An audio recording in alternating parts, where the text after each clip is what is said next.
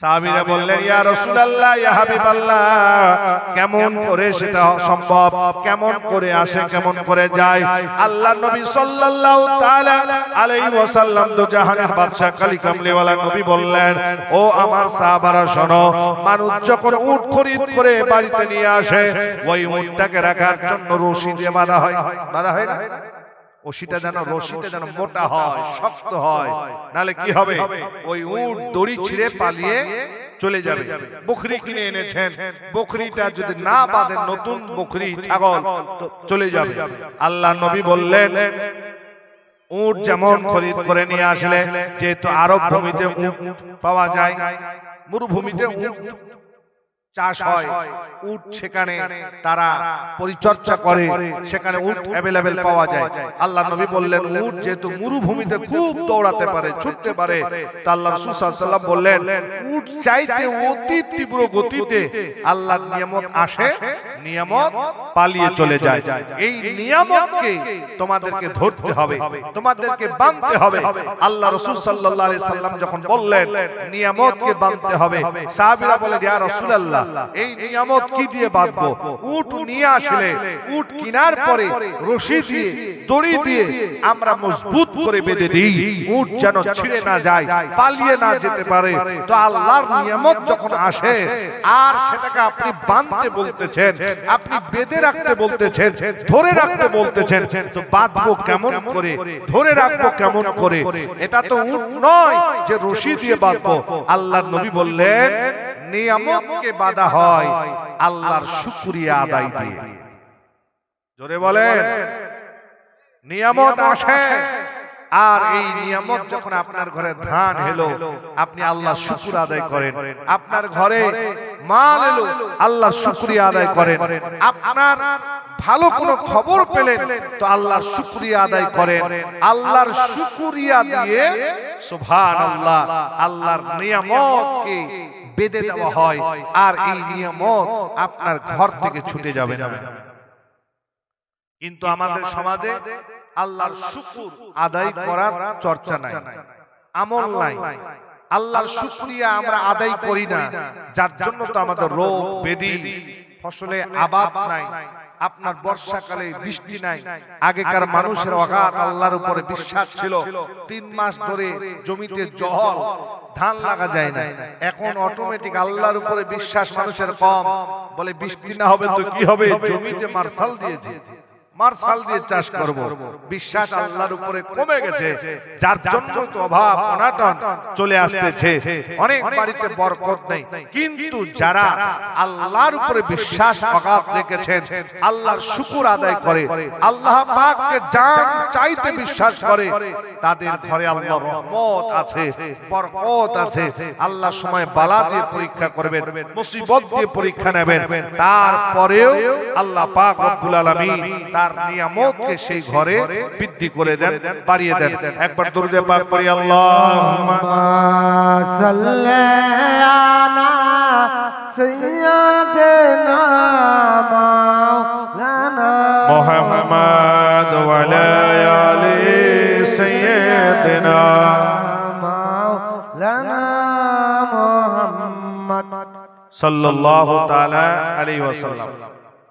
ভাইরা আমার, আমি যে আয়াতে কারিমা আপনাদের সম্মুখে তেলাওয়াত করেছিলাম, আল্লাহ পাক রব্বুল আলামিন বলতেছেন, পারা নম্বর 3 সূরা আল ইমরান আয়াত নম্বর 31 এর মধ্যে আল্লাহ পাক বলছেন, কুল ইন কুনতুম তুহিব্বুনাল্লাহ, কুল হে নবী আপনি বলে দিন, কুল হে রাসূল আপনি জানিয়ে দিন, ইন কুনতুম তুহিব্বুনাল্লাহ, যারা আল্লাহকে পেতে চায়, আল্লাহকে রাজি করতে চায়, আল্লাহকে ভালোবাসতে বাসতে চায়, তারা যেন সর্বআগে ইন কুনতুম তুহিব্বুনাল্লাহ ফাত্তাবিউনি ইউহিব্বুকুমুল্লাহ, তারা যেন সর্বআগে রাসূল আপনার ইত্তেবা করে, আপনার অনুগত্য স্বীকার করে, রাসূল আপনার নকশে কদমে চলে।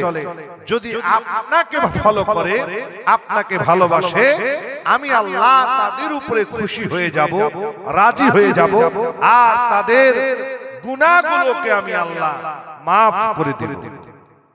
সুবহানাল্লাহ, সুবহানাল্লাহ। তাহলে এই আয়াত দ্বারা বুঝতে পারলাম আল্লাহ রাব্বুল আলামিন বলে দিলেন, যদি কোনো মানুষ শুধুমাত্র আল্লাহ আল্লাহ করে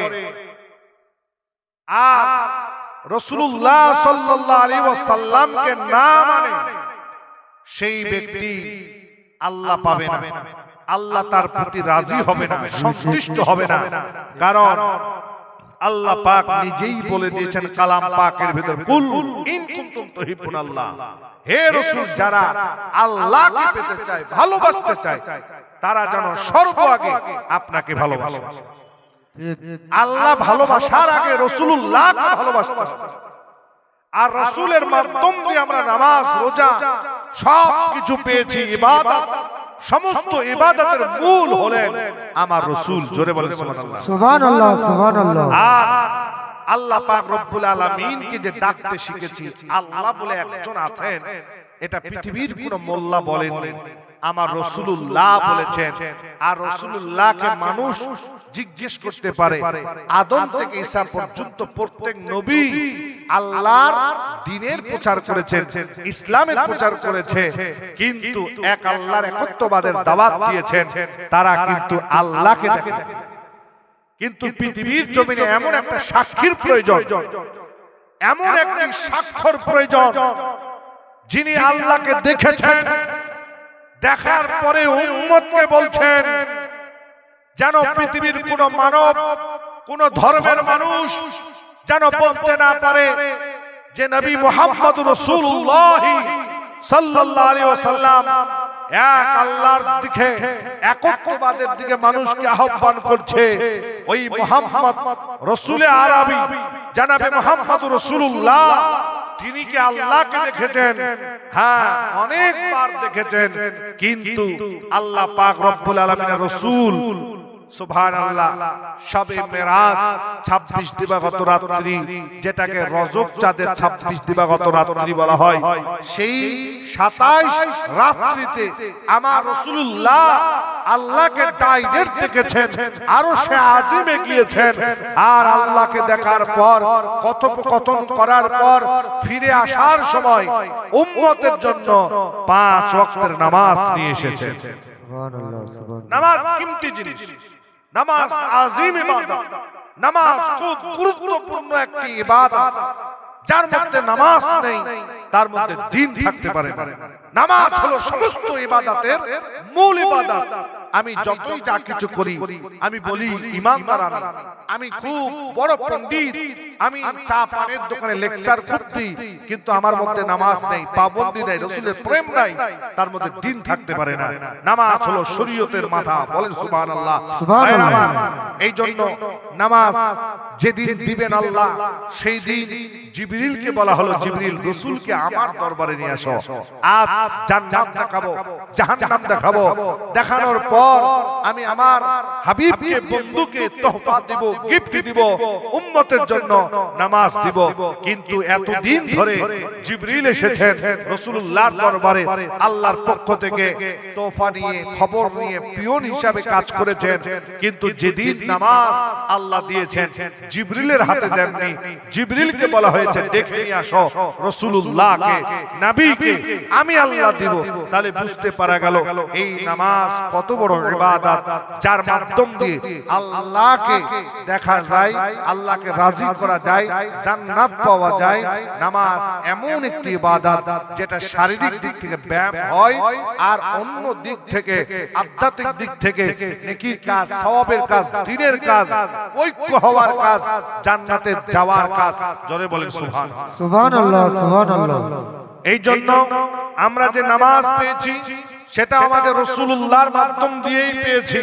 সংক্ষিপ্ত কথা হলো, আল্লাহ পাক বলে দিলেন, হে আমার বান্দা বান্দীরা, তোমরা আল্লাহকে পেতে হলে, আল্লাহকে রাজি খুশি করতে হলে, তোমরা আগে আমার রাসূলকে ভালোবাসো, নবীকে ভালোবাসো।